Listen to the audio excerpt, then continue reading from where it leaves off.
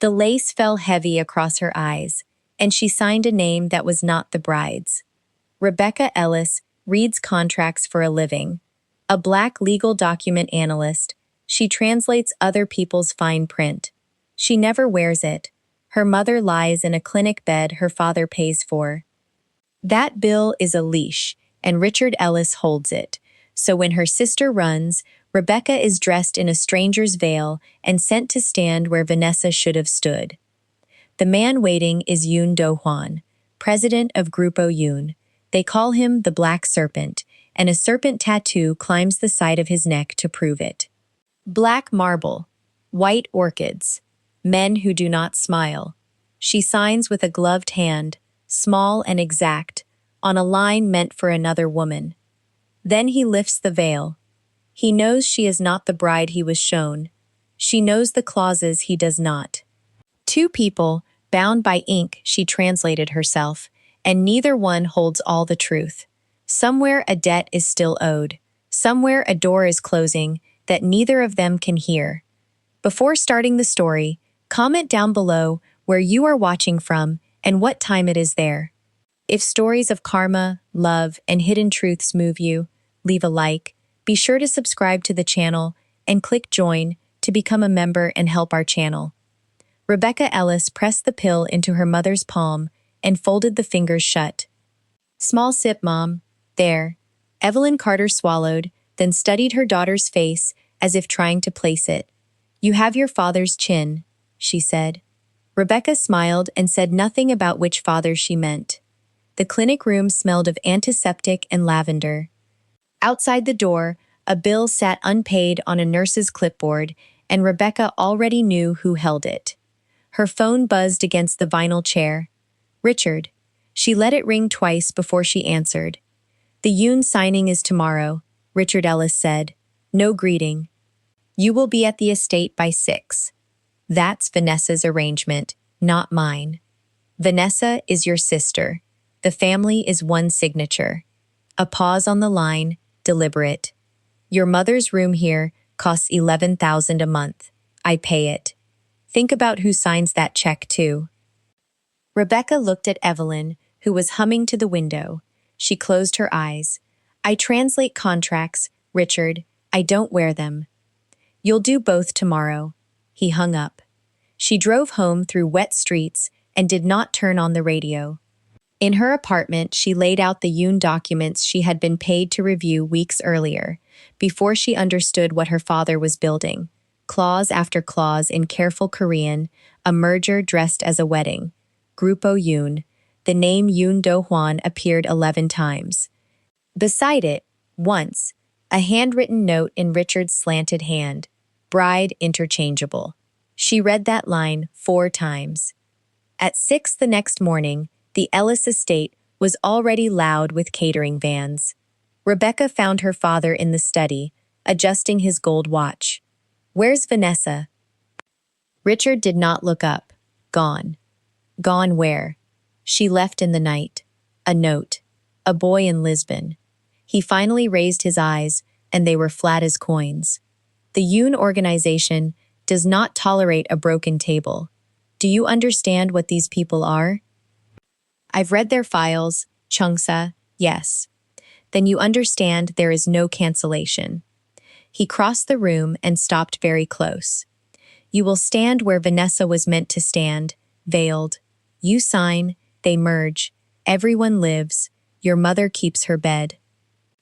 Rebecca stepped back. He'll see it isn't her. By then, the papers are signed. Richard straightened her collar as if she were a coat.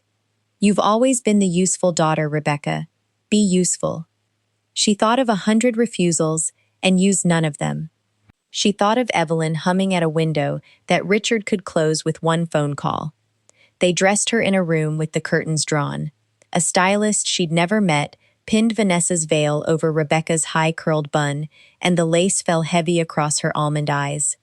In the mirror, she was a shape, a bride-sized blur. That was the point. Keep your hands folded, the stylist whispered. Don't speak until the signing. The ceremony hall was black marble and white orchids. Men in dark suits lined the walls, and none of them smiled. At the far end waited Yoon Do-hwan. Rebecca saw him first as a silhouette, taller than the men around him, still in a way that made stillness look like a weapon. As she came closer, the details arrived one at a time. The sharp jaw, the black hair combed back, the tattoo of a serpent climbing the side of his neck to below his ear. A black onyx ring caught the light when he turned his hand. He watched the veil, not the woman. He had never met Vanessa either. An officiant spoke in 2 languages. Rebecca answered where she was told to answer, her voice pitched low. A lawyer in glasses, Han Soo-jin, she guessed from the files, slid a leather folder onto the pedestal between them. Do-hwan signed first, one clean stroke. Then the pen was in Rebecca's gloved hand. She looked once, through the lace, at her father in the front row. Richard gave a single nod. She signed. Rebecca Ellis, small and exact, on the line, meant for a woman already halfway to Lisbon. Somewhere behind her, a phone was silenced. The lawyer gathered the folder and pressed it to his chest, and a man by the wall, broad, scarred at the brow, Park Min-suk, spoke 2 words into his cuff. The merger was real now. Grupo Yoon and the Ellis Holdings, bound by ink she had translated herself. Do-hwan turned to face her fully. "It is done," he said. His English was low and unhurried. "Now I meet my wife." He reached for the veil. Rebecca did not step away. There was nowhere to step. His fingers found the edge of the lace, and for a breath she saw the whole hall through it. The orchids, her father rising already from his seat, the guards shifting their weight toward the doors. Do-hwan lifted the veil back over her hair. He went still in a different way. His eyes moved across her face. The brown gold skin, the dimples that had no business appearing now, the high cheekbones that belonged to no photograph he had been shown. He knew Vanessa was blonde. He knew she was not this. "You are not the Ellis girl in the file," he said quietly. "I'm an Ellis girl," Rebecca answered, "just not that one." Behind them, Richard's chair scraped stone. Han Soo-jin's knuckles whitened on the folder. Park Min-suk's hand slid inside his jacket and stopped, waiting for the word. Do-hwan's gaze did not leave her face. The serpent on his neck shifted as his jaw tightened. When he finally spoke, it was to no one and everyone in the black marble hall. "Lock the doors." Han Soo-jin flattened a contract across the desk before Do-hwan reached the head of the table. She pushed her glasses up and tapped a clause marked in red. "Read this before you throw her out." He read, his hand stilled on the paper's edge. "The signature triggered the merger locks," Soo-jin said. "The disputed shares bind to the marriage. Annul now, and every share reverts to Richard Ellis." Rebecca stood by the window, wrists crossed, watching the room decide her weight. She understood contracts better than anyone here, and she had already found the same trap 2 lines earlier. "So I built his cage," she said, "by accident." 90 days, Soo-jin answered. "The lock holds 90 days. Break the marriage sooner, and he wins everything." Do-hwan set the contract down with a care that frightened her more than shouting. He looked at Rebecca as though she were a debt he had not agreed to carry. "Then she stays," he said, "as a suspect, not a wife." Park Min-suk moved to the door. Rebecca lifted her chin. "If I stay, we set terms." Do-hwan almost smiled. "You give orders in my house. I write conditions." She crossed the marble and took a pen from the desk without asking. On the back of the contract, she wrote 4 lines in a clean, deliberate hand. She turned the page toward him. 1. You do not enter my room without permission. 2. I take no part in what is illegal. 3. No one who helps me is punished for it. 4. When the 90 days end, you guarantee my mother's safety. The room held its breath. Somewhere across the city, Richard Ellis kept Evelyn Carter behind drawn curtains and 2 guards, and Rebecca knew it the way she knew the rain was coming. Du-hwan read each line twice. Min-suk waited by the door for a signal to remove her. "Your mother?" Du-hwan said.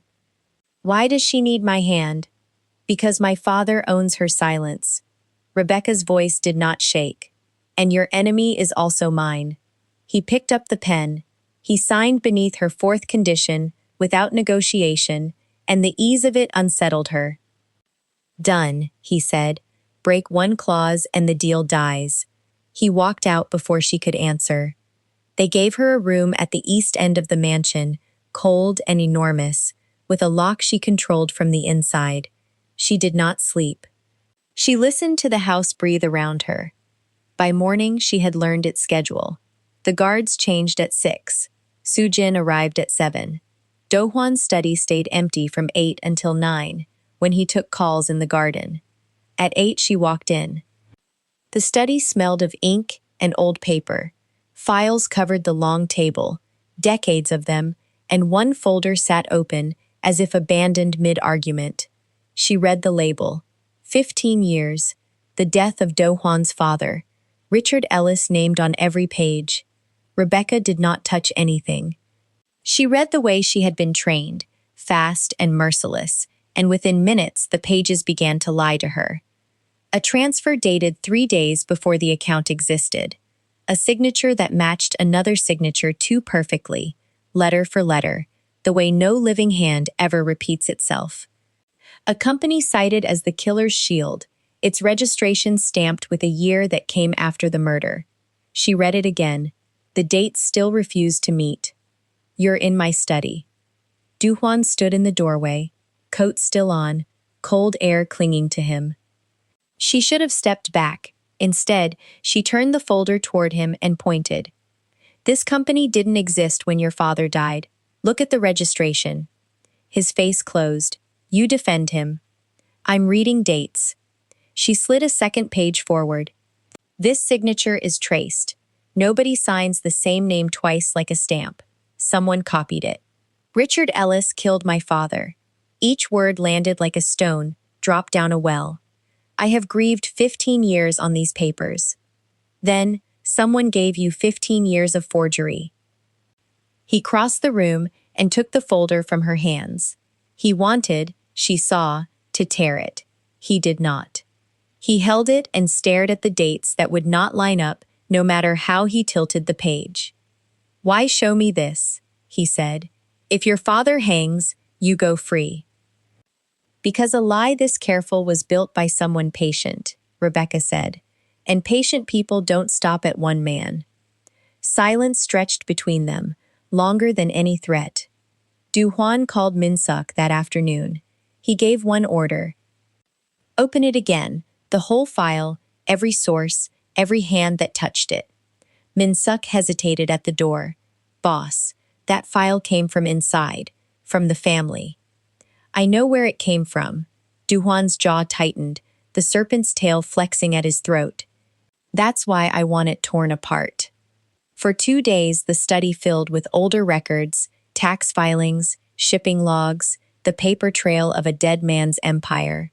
Rebecca worked beside him because she read faster and because he had stopped pretending she was only a suspect. On the second night, she found the thread. Every forged document had passed through the same internal office before reaching the police. The same approval stamp, the same authorizing seal, faint and repeated, buried under 15 years of dust. She laid the pages side by side and turned the lamp toward them. Du-hwan came to stand over her shoulder. He recognized the seal before she named it. She felt him go still, felt the exact moment the grief in him changed shape. "That's not my father's killer," he said quietly. "No," Rebecca placed her finger on the seal that appeared on every lie. "This was never about whether Richard is guilty."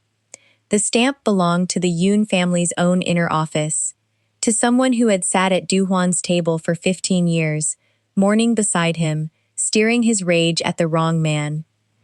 Do-hwan looked at the seal and understood that he had been hunting a stranger to protect a thief who shared his name. Do-hwan tore the false bottom out of the jewelry box, and a small cassette recorder slid onto the marble floor. He had come for a pair of cufflinks. He left holding 15 years of buried sound. Rebecca froze in the doorway, one shoe still in her hand, and watched his thumb find the play button before she could cross the room. The tape hissed. Then a man spoke, calm as a clock. Set the charge under the north stairwell. Wait for the father to arrive, and steer the paperwork toward Ellis.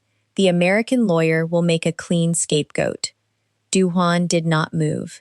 The voice belonged to the man who had raised him after the funeral, the man who had chosen the flowers for that same father's grave. "Where did you get this?" he said. Not a question, a verdict. "From my mother's coat." Rebecca set the shoe down slowly. "The night she was beaten and left in the alley. I was 15. I took what was in her pockets before the ambulance came." "You have carried it for 15 years. He turned, and his eyes had gone flat and cold. "You came into my house with a bomb in a jewelry box and let me marry you. I came because you forced me to come." "Don't." His voice cracked once, then hardened. "You knew what was on this tape. You knew my father died screaming under those stairs, and you sat across from me at dinner and said nothing. You protected Richard Ellis. You protected the man they framed, because framing him kept your family safe." The accusation landed exactly where he aimed it. Rebecca felt it go in. For a moment she let him believe it, because the truth she carried underneath was worse, and she had spent 15 years learning not to say it aloud. "Richard Ellis," she said finally, "is not my father." Do-hwan stopped. "He put his name on my birth certificate when I was 2 months old. Not because he loved my mother, because a registered daughter gave him control. A wife and child who could testify against him are a threat.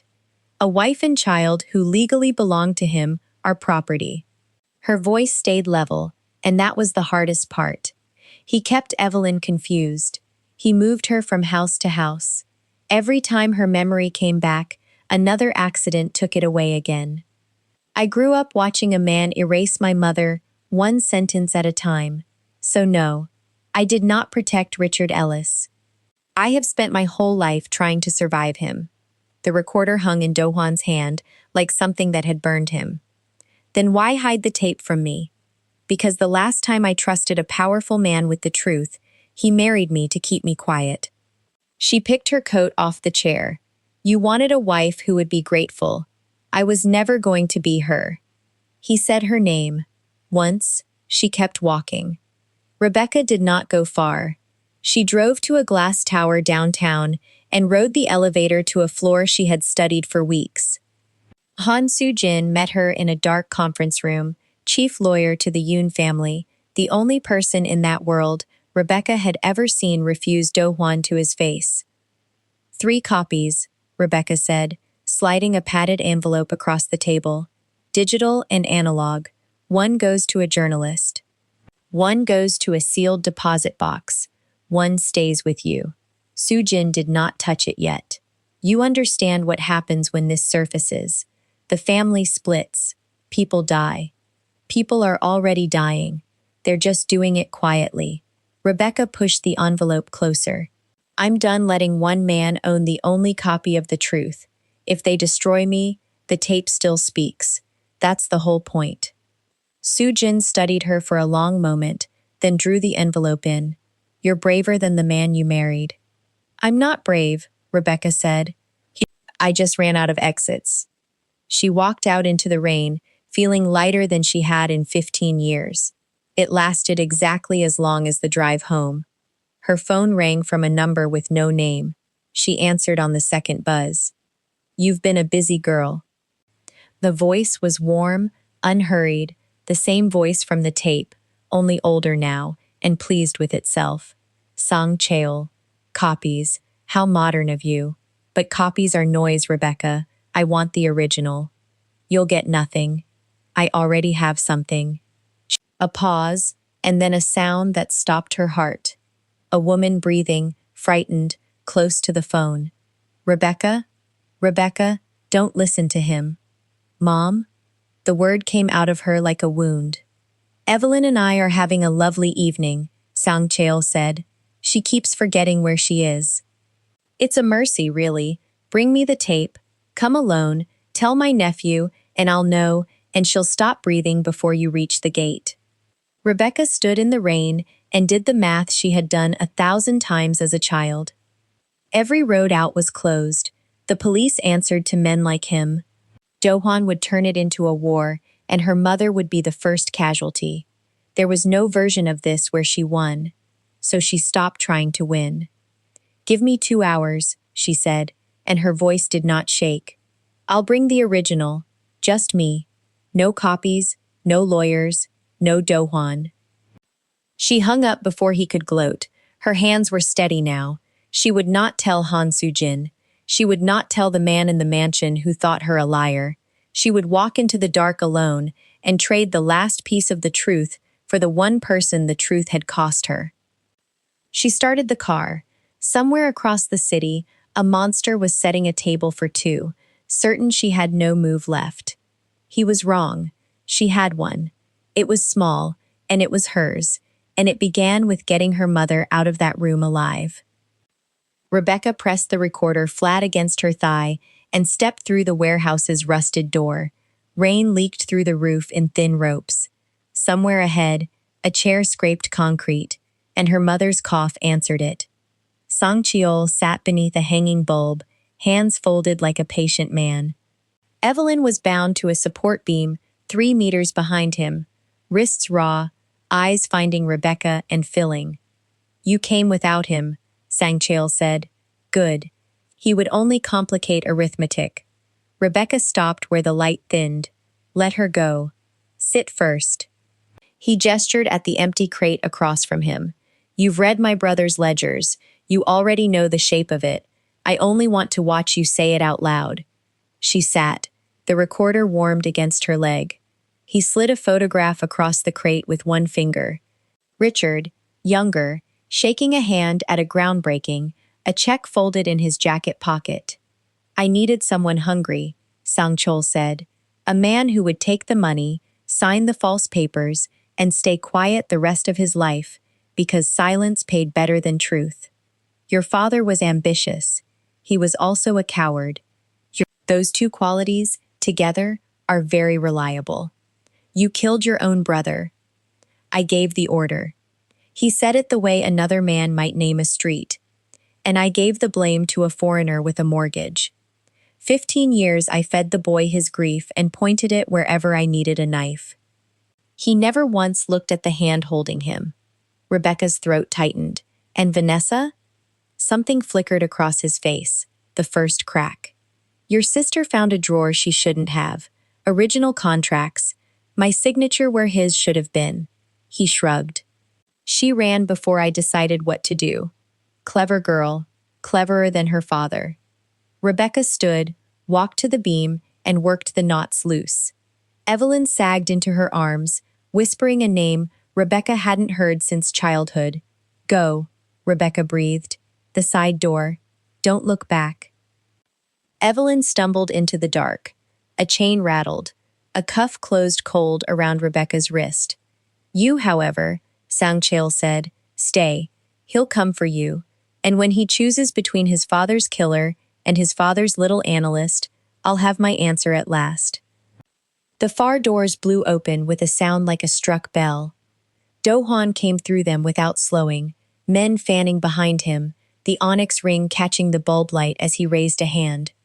Sang Cheol was already moving, sliding through a gap in the wall no one had marked, swallowed by rain. For one breath, Dohwan looked at the gap. 15 years lived in that gap. His father's blood, the whole architecture of his hatred, running free down a wet alley. Then he looked at Rebecca, chained, and he chose. Park, the perimeter, take him alive. He crossed to her and broke the chain with a bolt cutter someone pressed into his hand, and his fingers, when they found her wrist, were not steady. You went in alone, he said. You would have burned it down, she answered. I needed him talking. She lifted the recorder between them, still turning. Park Min-suk caught Song Chael 2 streets on, boxed against a loading fence, and the old man stopped running the way old men do, all at once, without drama. The recording went to the prosecutors before dawn. The original contracts followed, and Vanessa's drawer, and a decade of laundered ledgers. Richard was arrested at his office. Fraud, extortion, laundering, concealment of a homicide, the charges stacked like the checks he'd taken. Vanessa came home thinner and harder and said, at the courthouse steps, that she would testify to all of it. Du Huan found Rebecca in the corridor outside the deposition room. He offered protection, a house, an account she would never see the bottom of. Stop, she said, and pulled the ring from her finger. Stop deciding what's best for me. She set it in his palm and closed his fingers over it. You've done that to everyone your whole life. He didn't argue. That, at least, was new. Days later, he stood before the board. Executives, the family lawyers, his mother in the front row, with her hands folded like a verdict. He announced that Grupo Yun would return every company taken by force, shutter every operation that put civilians in a line of fire, and open its own books to the investigators circling his blood.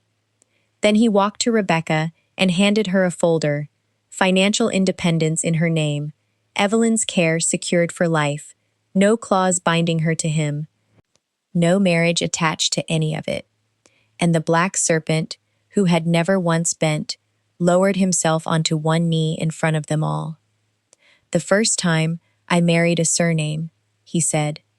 This time, I'm not demanding a wife. I'm asking for a chance to deserve Rebecca Ellis. The room forgot to breathe. Rebecca looked down at him a long moment. Stand up, she said quietly. Change your life on your feet.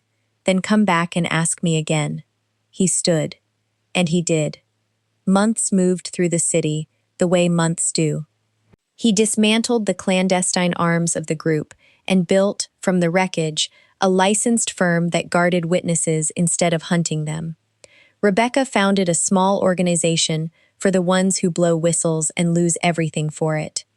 Evelyn began returning pieces of herself, a song, a recipe, her daughters' faces in the right order. He came back without bodyguards, without contracts, and set the same ring on the table between them. I'm asking if you'll let me walk beside your name. She let him. The second ceremony had no veil. Her face was uncovered, turned up to the light, hiding from nothing. When they asked the bride her name, she answered it plainly. Rebecca Ellis. Not a cage this time, a choice. And she walked out under her own name, into her own life, with a man who had finally learned the difference. If this story moved you, stop for a moment and reflect. What would you sign to keep someone you love safe? Could you love a man marked by the serpent, once you knew the family that hid you was never yours by blood? And when the hidden recorder finally spoke, would you have forgiven the ones who traded you like a clause? Tell us your experiences and feelings in the comments. We read them all. And if you believe in stories about truth, dignity, and redemption, leave a like, be sure to subscribe to the channel, and click join to become a part of our community and help the channel.